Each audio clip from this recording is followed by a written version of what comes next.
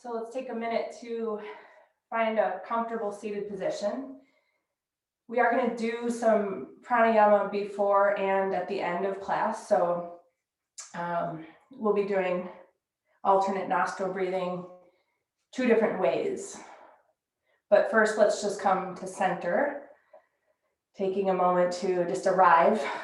So making any adjustments to your seated position, taking a moment to make sure your shoulders are sitting back, your skull is floating right above the spine. And then letting your hands come together in front of your heart. Closing your eyes and looking down, away from your brain. Becoming more attentive to your physicality, how you feel inside your body. Witnessing your breath flow. And really just noticing anything you do notice.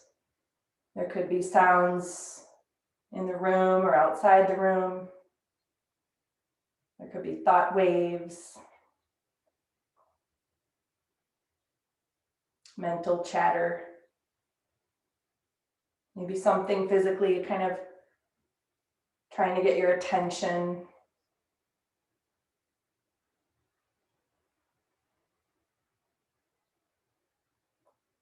And maybe taking a moment to invite a certain wish into your heart for this practice or for this day.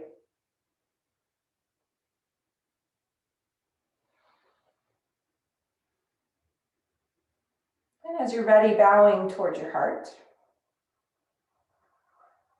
Releasing your hands. Now on an in-breath, raise your head and let your eyes come open. And welcome.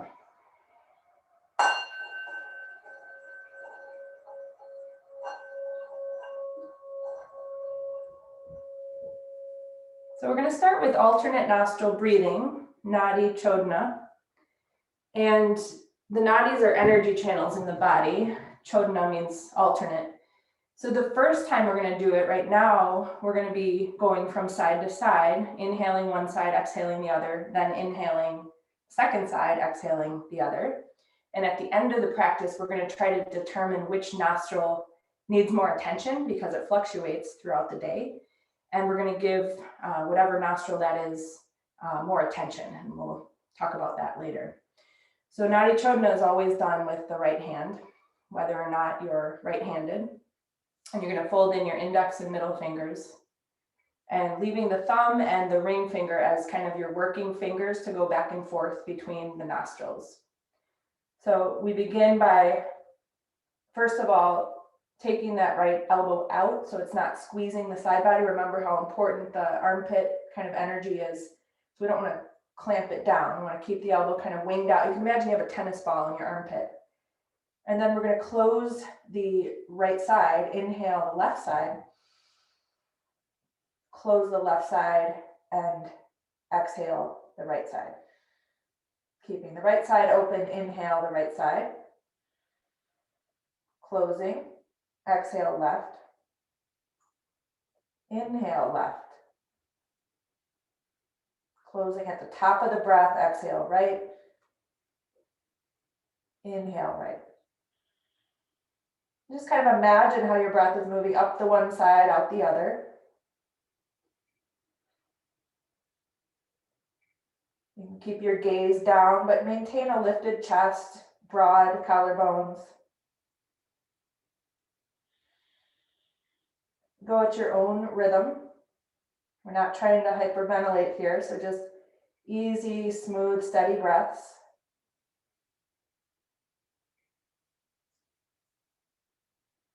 We'll do about 6 more cycles on our own. And maybe here already you can tell which nostril is a little bit more plugged or closed. And that might change by the end of this practice.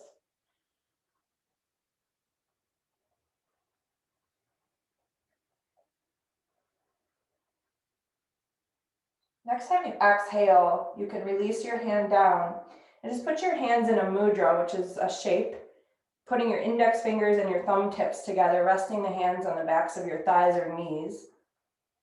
Palms are open and faced out. Close your eyes and just sit with any effects. Just sit for a moment to notice. This is a breath that's kind of neutral. It can give us energy when we're feeling sluggish. It can also settle us when we're feeling kind of upregulated. So just notice how that landed for you. Maybe you're noticing a little more clarity in your nostrils, or even just more awareness in the breath passing in and out of the nostrils.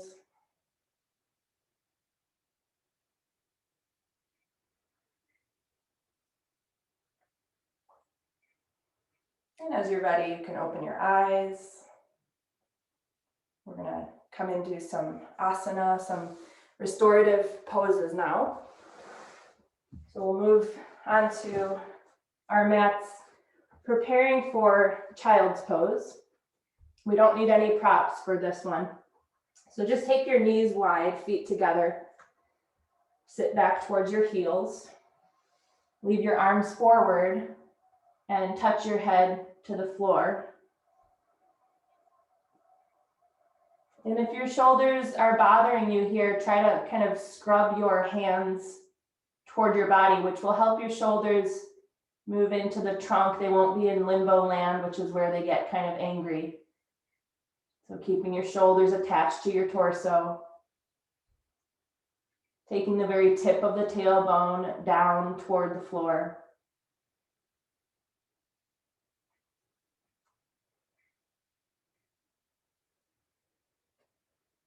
Keeping some action in your arms. So attempt to not have any of your forearm or wrist touching the mat.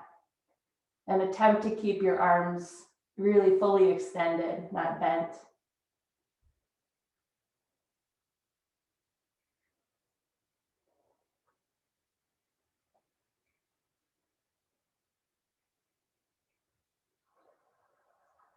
We're going to come into a little bit of a kind of a back and forth flow sequence from here to cobra. So the transition will be on the in breath. You're going to rise up, keep the knees wide, but swing the feet wide too. And you shouldn't have to move your knees or hands, and you're going to help yourself down to the floor. And then pressing yourself up and back into child's pose, the feet close back together. And you're going to sit back. Just stay for a couple breaths. We're going to do this 3 times.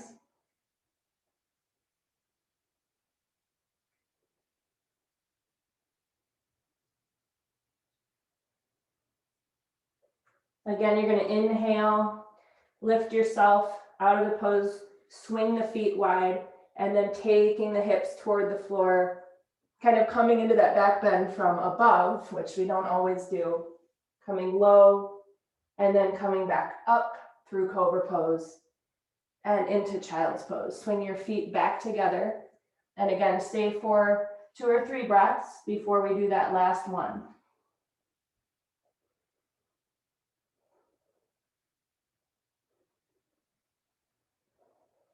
Inhaling, opening the feet to the edges of the mat, taking the hips toward the floor. Once the hips touch down, let your chest lower down. And then you're going to inhale up through cobra pose and back to child's pose. And again, 2 or 3 breaths once you're there.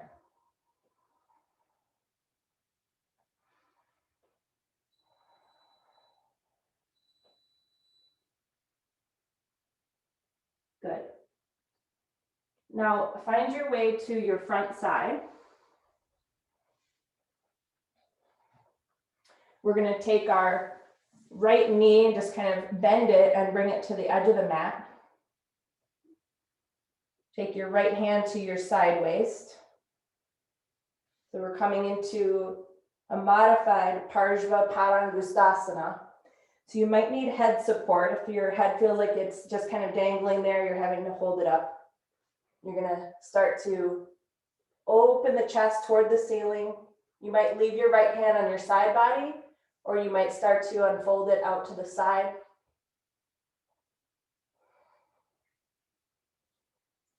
The knee should be kind of right outside the line of the hip or even higher.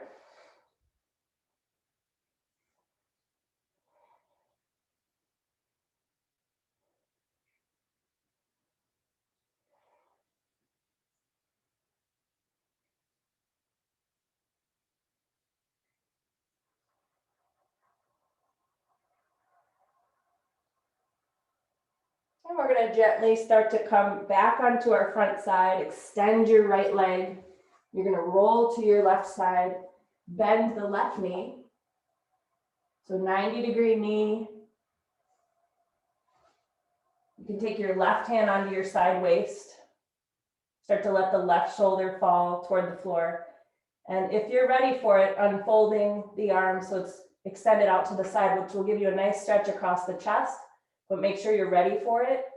Otherwise, leaving your hand on your side waist. And just noticing any sensations, noticing your breath, feeling the spine start to release into this very juicy twist.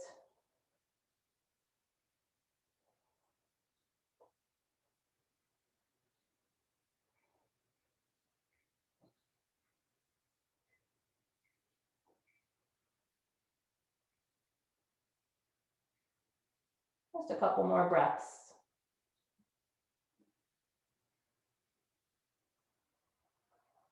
And you're going to help yourself gently come onto your front side again, extending that left leg out from under you. And now keeping yourself on your front side, find a block.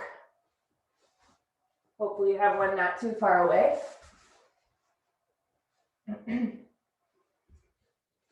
And we're going to come into a head supported dolphin pose. We're going to do this a couple ways. So take your legs wide, which will give you a nice roomy sensation in your lower back. Make sure that you're not resting on your inner feet. So be on the tops of your feet. Lift your inner thighs, roll your outer hips down. And you're going to align your elbows underneath your shoulders, but then turn your forefingers out 45 degrees so that your thumbs are kind of right in line with your inner wrists. And then the block is going to be there for the forehead, so you're going to need to adjust it so that when you rest your head, you can breathe and you have the block supporting you. Okay, so we're going to bring some action and effort into this. Once the head is down, kind of move your elbows toward your body, toward yourself, to draw the chest forward out of the shadows. And press the tops of the feet into the floor so that the tailbone moves down. Try to keep the buttocks and the flesh of the buttocks soft. So we're definitely applying effort, but with the head supported, we should be able to stay somewhat quiet here.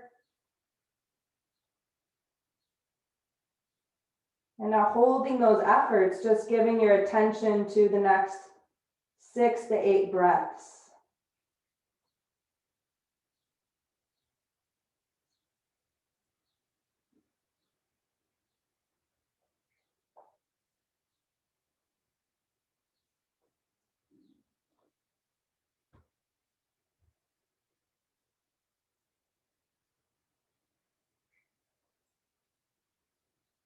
And now really kind of activate your hands so that you can start to extend your arms. Your head will leave the block. And keep using the small toes coming down and the pressurized feet to keep your pelvic tilt going. Try to shine your inner elbows up to the ceiling and keep your chin really close to your chest.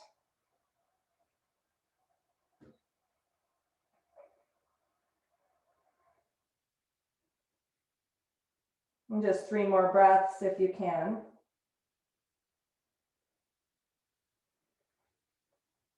And after the next inhale, just exhale to release. And we're going to try that pose in another way with hip support. So this is, if you have a bolster, that's a really good prop to use here. Otherwise, just stacking 2 blankets of kind of this size dimension, the rectangular. So that's kind of approximately the size of a bolster. You could add another one if you wanted a little more height. And you're going to bring yourself onto the bolster so the hips are right on top of the bolster. We'll just call it a bolster, even if you're using blankets. So once you're elevated like that, take a moment to spread the feet apart and to align the legs as we know to do here. And then you'll go back to your elbows in line with shoulders, but the turnout with the fingers, so the thumbs are kind of continuing the line of the inner wrists. And on an exhale, just push yourself up. Keep the feet kind of weighted and anchored. Now we're going to kind of bring a little twist into this. So we're going to step our right hand so that it's off the mat out to the side, and bring your left hand kind of to center. And just start to gently corkscrew your spine. So it's like we're trying to kind of peak the chest to look to the right. Remembering the psoas work we did, this is a nice way to encourage some release in the psoas.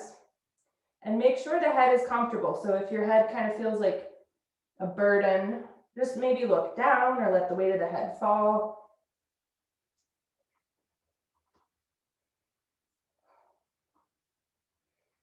Just a couple more breaths to this side. You can always go farther if you want to move your hands farther, kind of in a clockwise direction.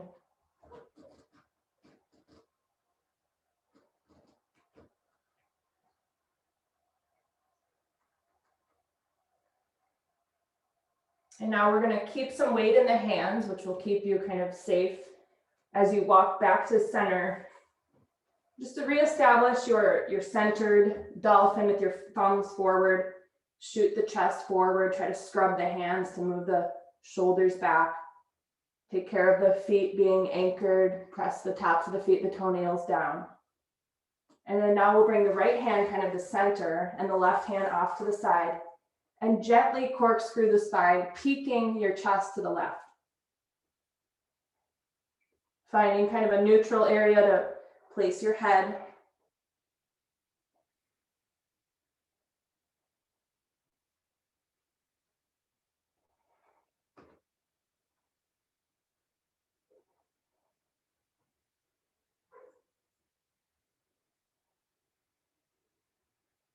Good. So putting good stress on our joints is one of the key components of restorative. This is good stress. Take it a little farther, counterclockwise with the hands if you want a little more. Otherwise, just a few more breaths here.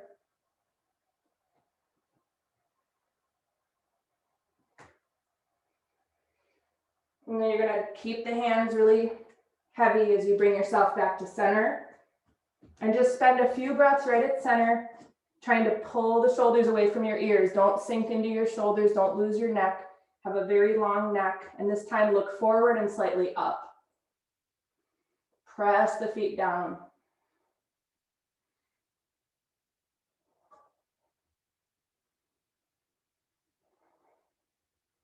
Wonderful. All right. So now we're coming into lateral, kind of passive lateral movement for the spine. So you're going to roll onto your left hip.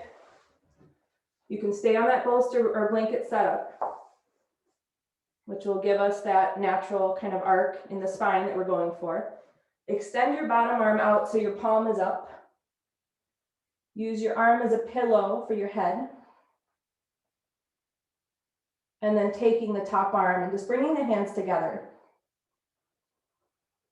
And if you feel wobbly here, feel free to bend your knees and stack your knees that way. But see if you can kind of start to stream some energy, some extension through the fingertips and out through the feet so that you're encouraging not only the lateral movement of the spine, but also an elongation of your right side body. We're kind of growing the space between the right hip and shoulder.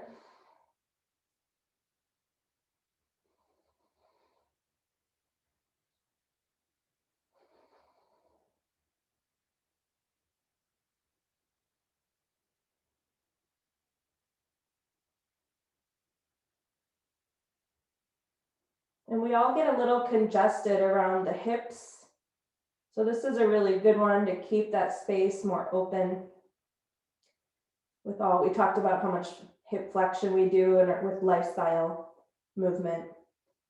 This is a really nice way to kind of bring some spaciousness back to the areas around the hips and the pelvis.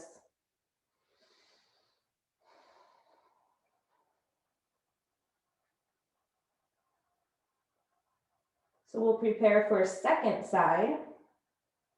You can kind of move your hands to the floor and bring your belly back to the bolster, the blankets. You're going to just shift onto your right side. And then lying down on the bottom arm with the side of the head. Taking the top arm, the hands will meet. And just kind of reaching out a bit more with a bit more effort through the fingertips, through the feet, to encourage the exposed left side body to elongate. And then welcoming bigger breath. Make sure your breath is steady and smooth.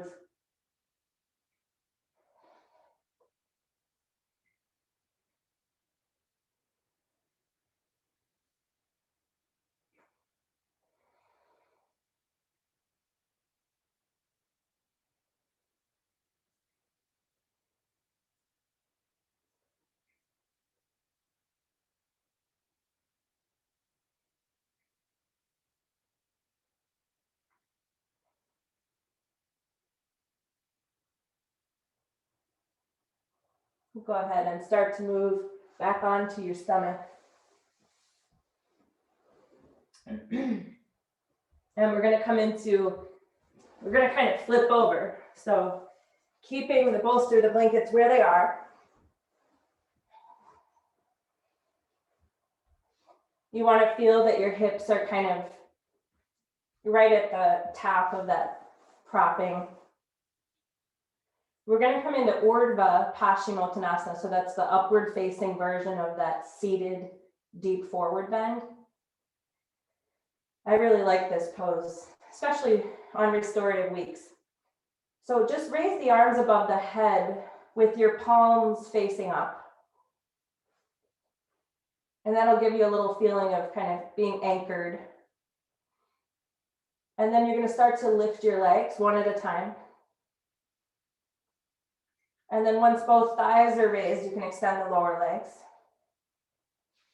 And if the legs don't fully straighten, that's okay. We'll worry about that for another class. But start to let your legs fall toward your chest and torso.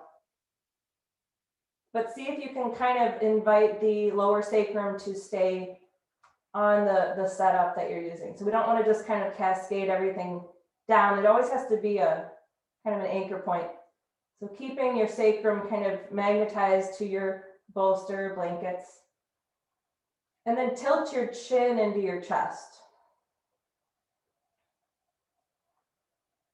And hopefully you find a sweet spot here where you don't have to work a whole lot more. You've set it up and you're just kind of existing with gravity in this particular shape, with breath and with attention.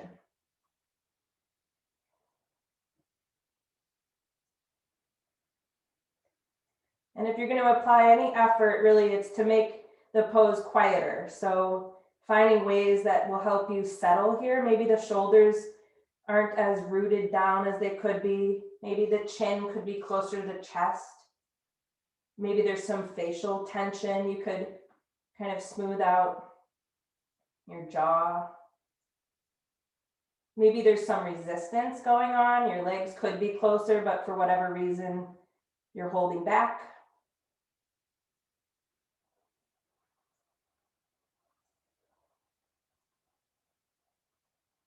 We will be here another minute. And anytime a pose is not working for you, do not stay in it. Just come out and find a restful position or an alternate pose. You always have that permission, of course.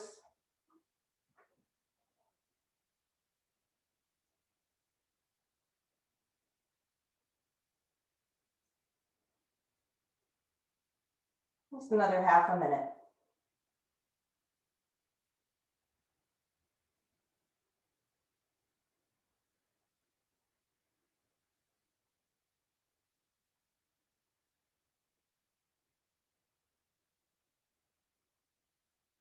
You can start to bend the knees and just hang out in this elevated reclining child's pose. We're going to keep our arms overhead, but start to lower your feet now.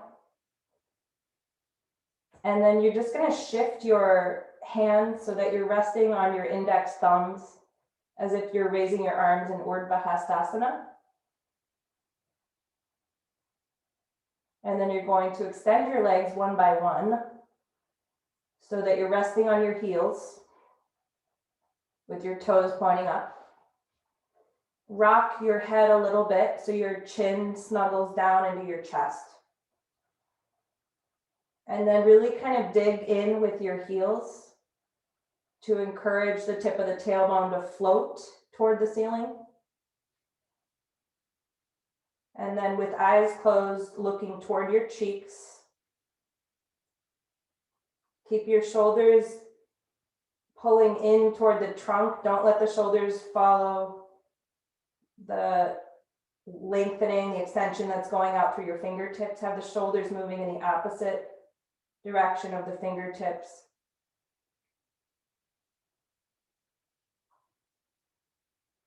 So again, effort, but we're kind of trying to tap into the quiet side. Keep the heels really kind of planted. And see if you can kind of visualize in your mind's eye your kneecaps looking straight up. Center lines of your thighs facing straight up. And every time you breathe in, let your sternum gently rise. And every time you breathe out, try to kind of close any gap between your chin and chest.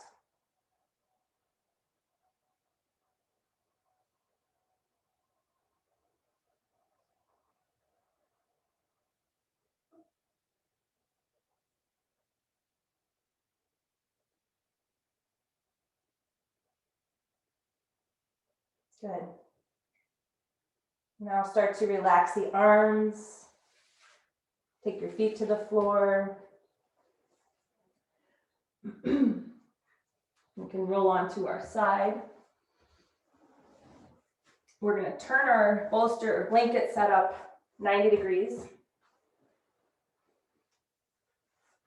And we're going to work with our twists with the bolster or blankets, but including blocks to create an incline.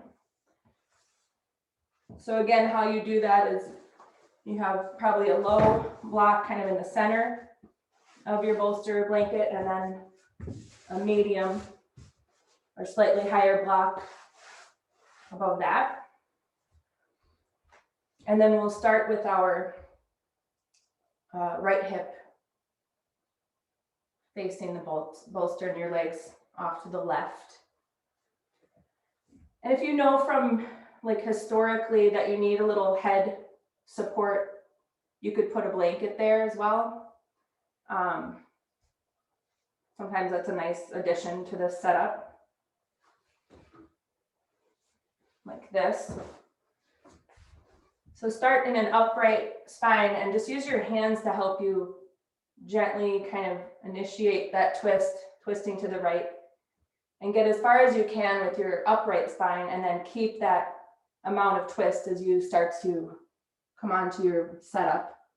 And then you're attempting to land your left cheek to your blanket, but if you need to, it can always be your right cheek. So just whatever is going to be able for you. And then the next piece is really finding passive arms and shoulders.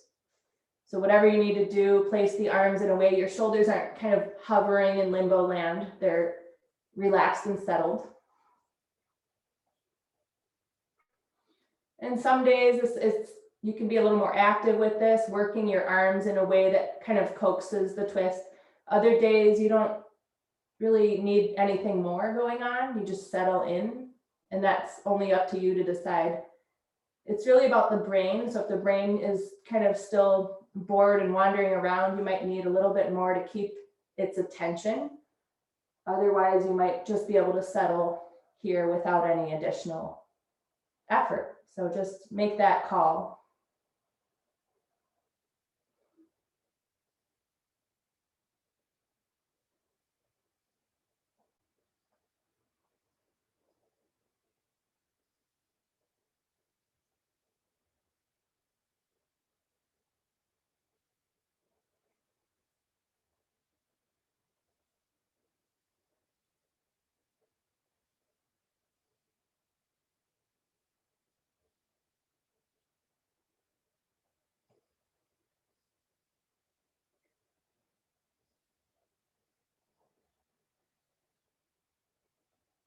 Another couple moments here.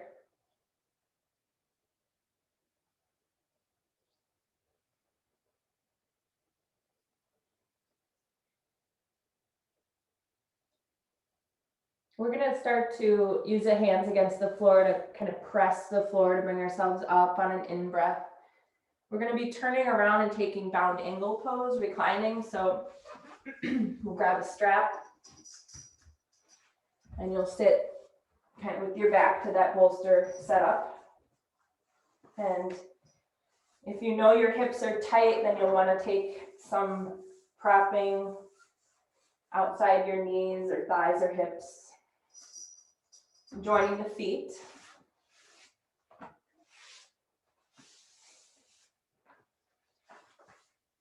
And then creating that loop with your belt, like a medium-sized loop. You can tighten it later. And just pass it over your head down to your hips. Take part of the loop and tuck it under the toes, and then just start to cinch off any excess strap so that you're tight, you're bound. You want to be bound angle. And you can always tighten once you're reclining, so keep the tail close by so that you can just pull it as needed. But try not to have your butt directly against your setup. So lift yourself up and pull your butt a couple inches away from the end, and then help yourself recline back. And take the backs of your hands onto the floor, which will help you put the shoulders in a passive external rotation. And then try to keep your chin toward your chest.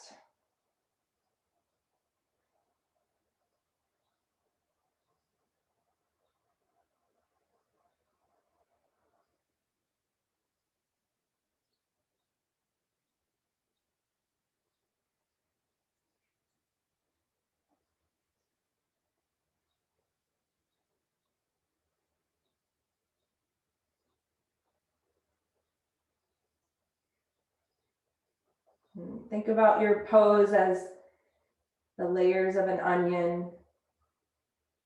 And the longer you stay, the more layers of tension you start to break through. Maybe giving some special attention to your upper inner thighs, your hips. Maybe the chest is starting to kind of unravel some tension.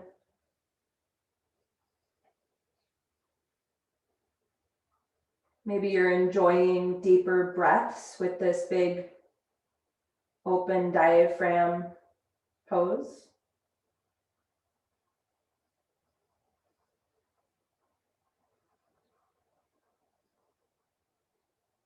Keep your gaze pointed at your cheeks to keep the brain really more passive.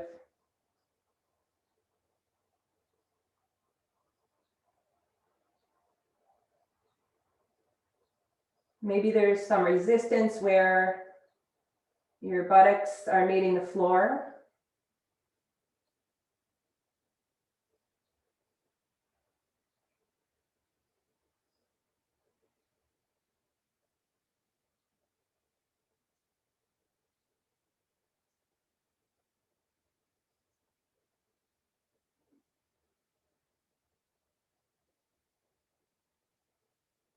Just go back to your awareness of your nostrils. Just try to sense if they're evenly taking breath in or releasing breath out. Maybe one feels more dull or closed.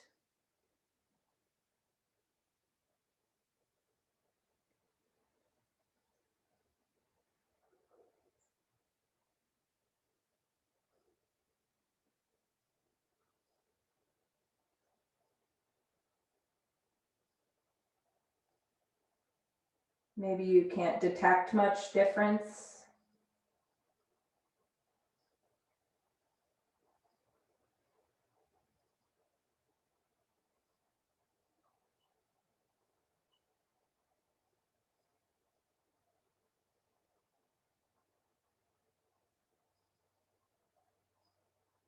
We're going to start to come out of the pose. We are going to stay reclined for a little bit as we join the knees and separate the feet. So just find a way to loosen your strap or slip a foot out so that you can join the knees, I mean. Make sure the strap is off of your feet before you widen the feet and drop the knees together.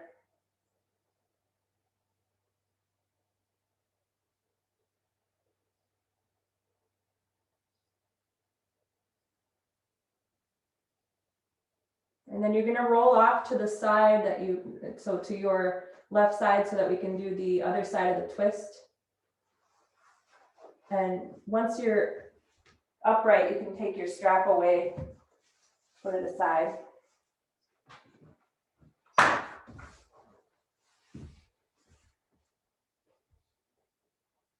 And we'll start sitting upright with your hands helping you to gently turn as well as you can toward your setup, and then keeping that nice depth of your twist, start to lengthen down, attempting to place your right cheek and then finding a really restful position for your arms, and maybe using a little bit of playing with the weight bearing in the arms to encourage the twist, and maybe not. That's up to you.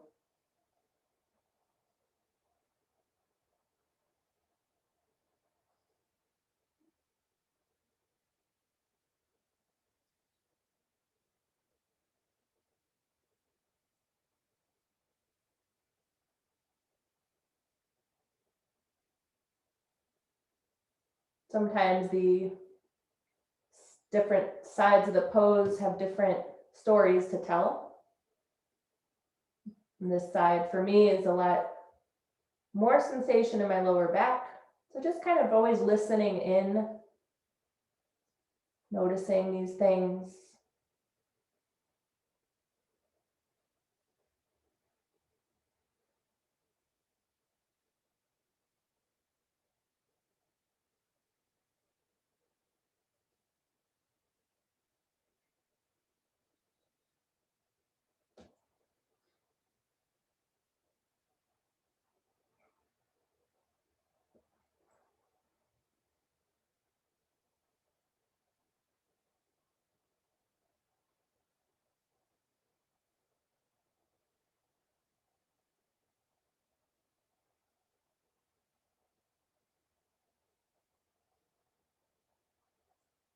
Just taking the next exhale as far out as it goes.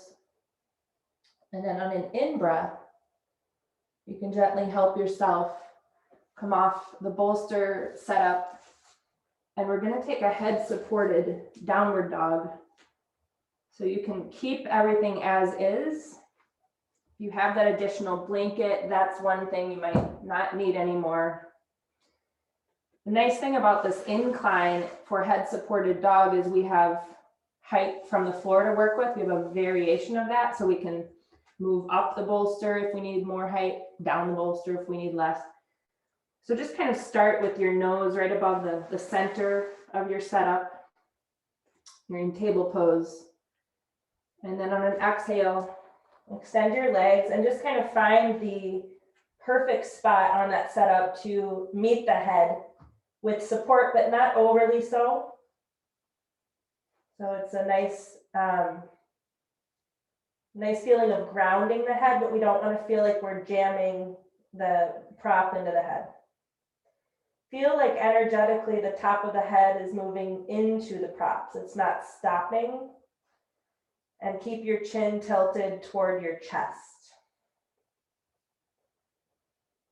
The heels are lifted.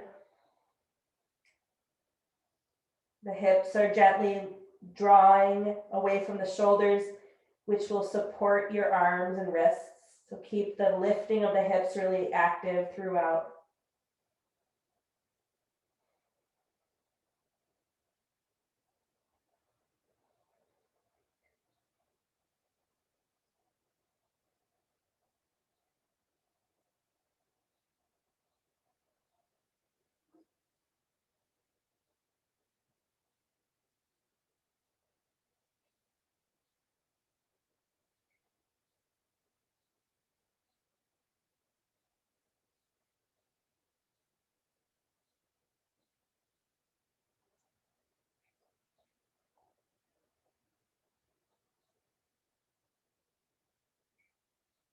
We'll go ahead and start to bring your knees down and taking a child's pose with that bolster as a pillow.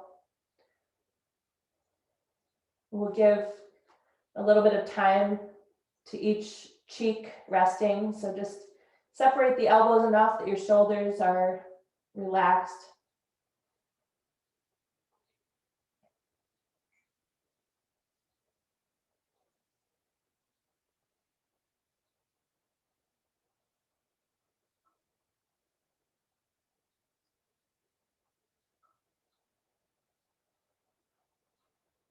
Turning your head, resting the other cheek now.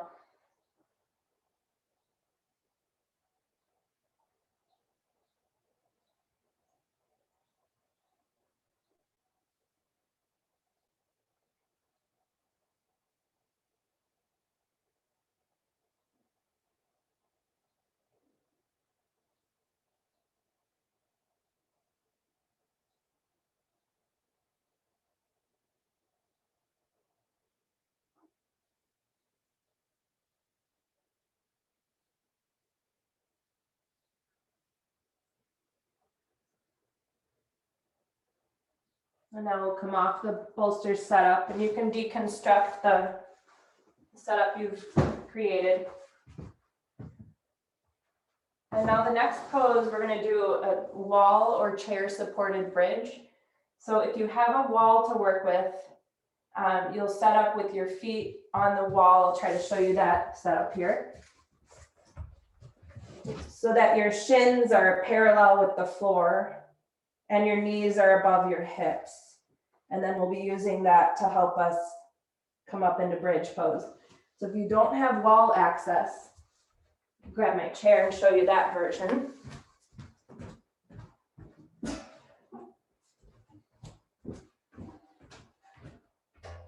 Make sure the chair is on your mat so it's not going to slide away from you.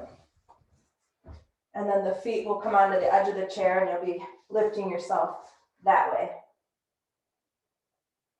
Okay, so you pick which one you're going to do. Then we have some options for the arms. You can use a strap between your hands to create some resistance. If you have arthritic joints, you might make a loop with the strap so you can just keep your palms open and just have your arms contained in the strap, your wrists, I should say. Or you can grab the strap with your hands. Or you can grab your mat with your hands. But find some way to support the chest staying lifted, the shoulders staying down. And on an exhale, you're going to press into the wall or chair and lift your hips. And just do your best to get as much shoulder girdle down as you can to get your shoulder blades. Ooh, I just got a Charlie horse. I'm just releasing it. Get your shoulder blades up into the chest and your chin and chest really closely joining.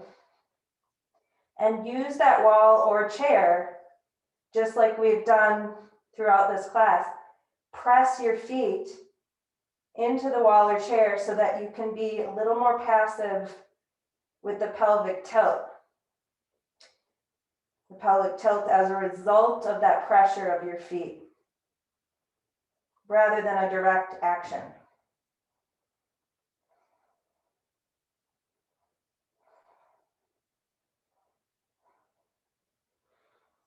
Do your best to soften the glutes and the buttocks and kind of recruiting other areas of the body to step up.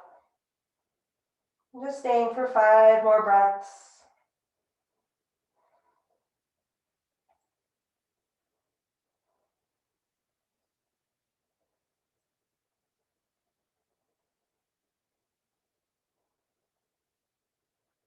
And begin to walk the spine down 1 vertebra at a time and try to lengthen your spine as you go. If you're on the wall, you can shoot your legs up the wall, and if you're using a chair, you can extend your legs onto the chair and just passive arms, palms face up. We'll take legs up the wall pose just for a couple of minutes.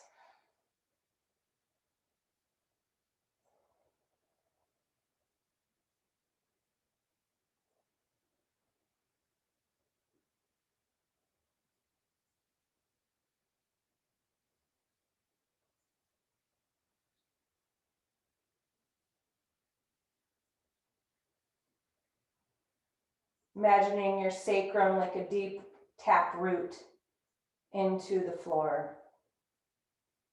And the belly sinks down with it. Every time you exhale, soften the belly.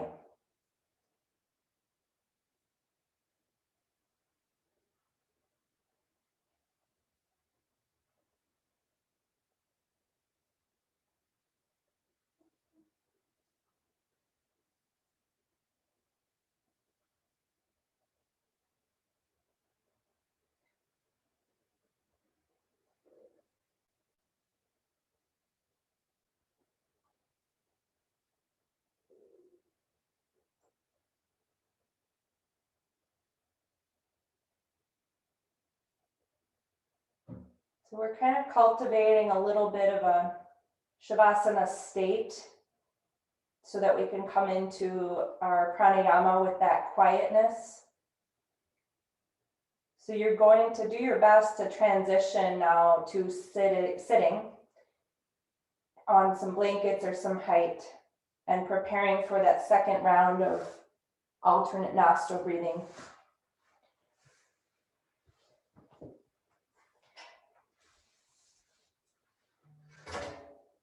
And don't be too concerned with your props. Just get what you need and find your way into seated. Once you're sitting, you're going to fold in the first 2 fingers.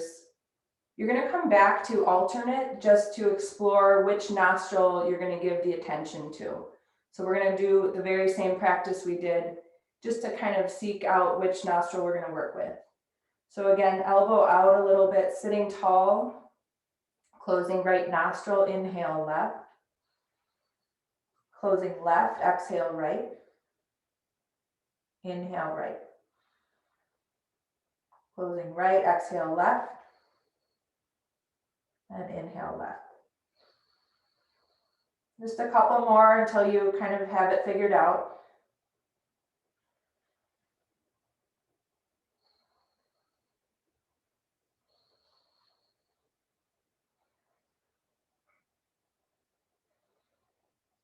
Okay, so now you probably know which one you're going to work with.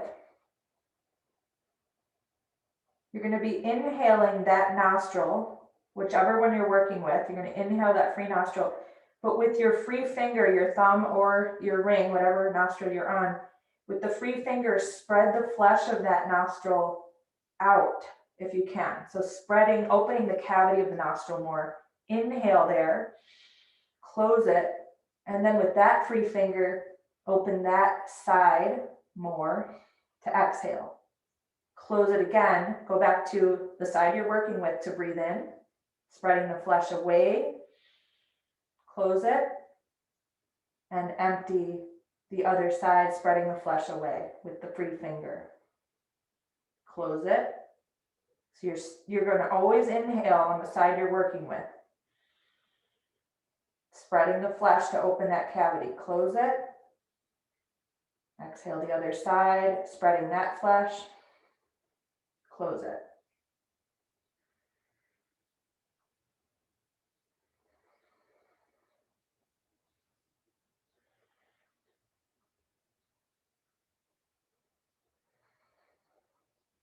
Let's just do 2 more rounds with the nostril you're working with. Inhaling that side, opening that cavity more.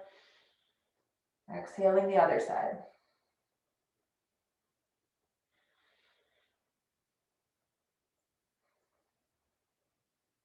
Go back to Jnana Mudra. Tip of the index and the thumb meeting backs of the hands against your knees or thighs, and then pressing the backs of the hands to help your chest move forward and to kind of feel the shoulders sitting back. Just sensing into your nostrils any effects that you feel.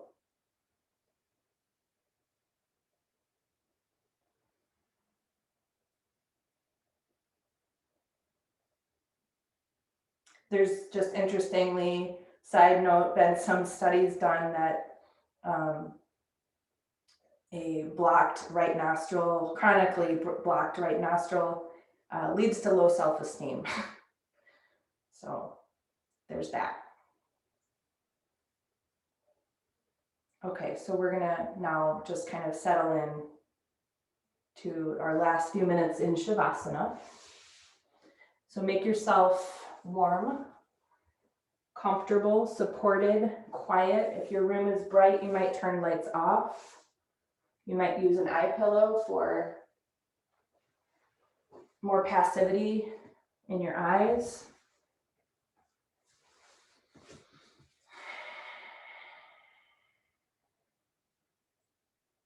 And take some time just kind of lengthening out your limbs, your arms away from the sides of your body, the palms up, your fingers not in contact with any stuff around you. Same with the feet. Glasses are off if you wear them. Adjusting the head, you can rock the head. Sometimes that helps the neck sit down, helps the chin come closer to the chest. Support your head if you're feeling like your chin is poking up in the sky. Make sure your feet are a little wider than your hips. Support the backs of the knees if your back is asking for some nurturing. You can always have a blanket over you if you're cold.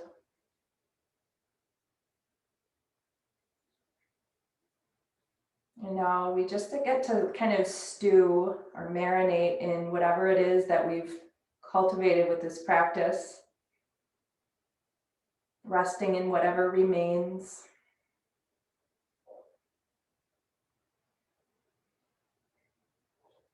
Now a bit more comfortable in that witness seat, but less active mind, more observant.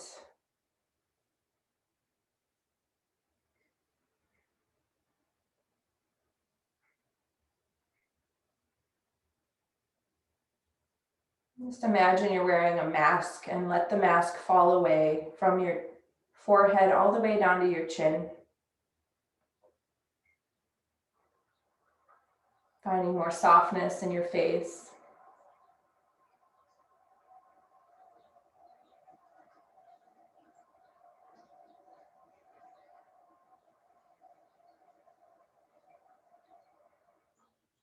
Watching the body breathe on its own.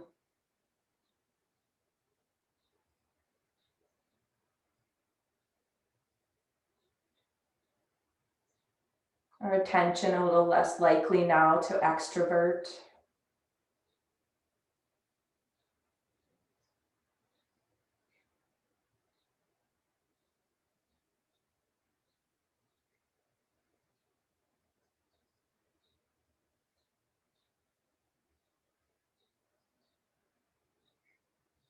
Sensing ourselves as human beings, not as human doings.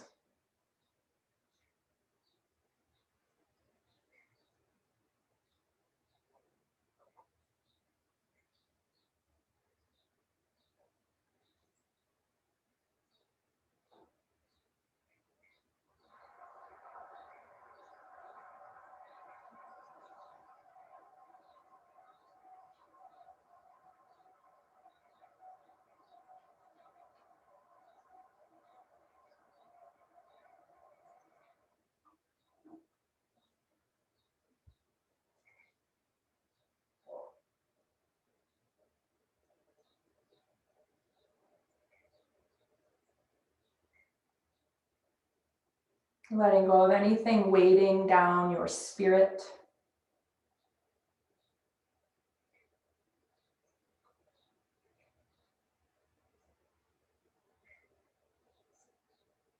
One of my favorite quotes, forgetting who's to give credit to, but my child, stop judging yourself. Each time you judge yourself, you break your own heart.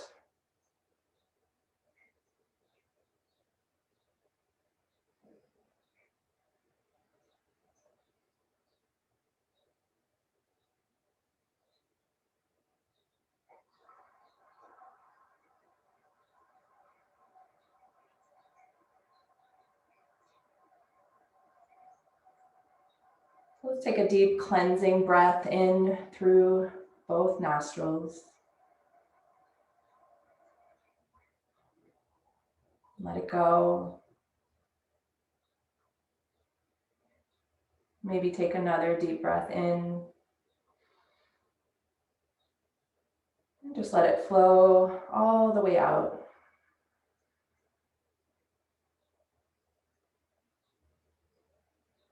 And come back to easy breathing.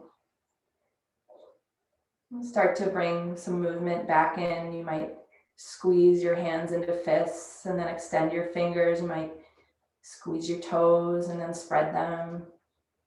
You might rotate your wrists, rocking your feet, rotating your ankles. Maybe the head starts to rock. And starting to bend the knees and the elbows.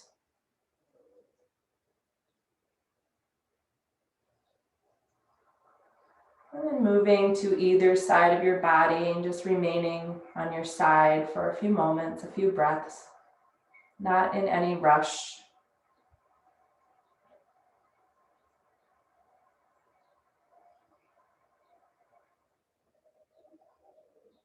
And taking your hands to the floor and pressing down, bringing yourself up to seated.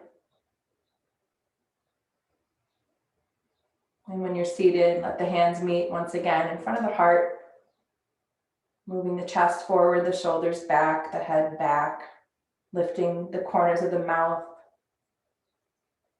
Let's take a breath in through the nose and let it go.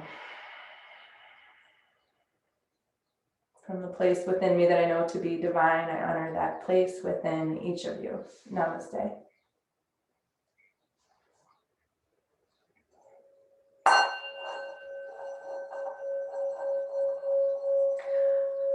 All right. Well, thank you all for being here and have a beautiful weekend. I'll see a lot of you on Monday, I hope. All right. Bye, everyone.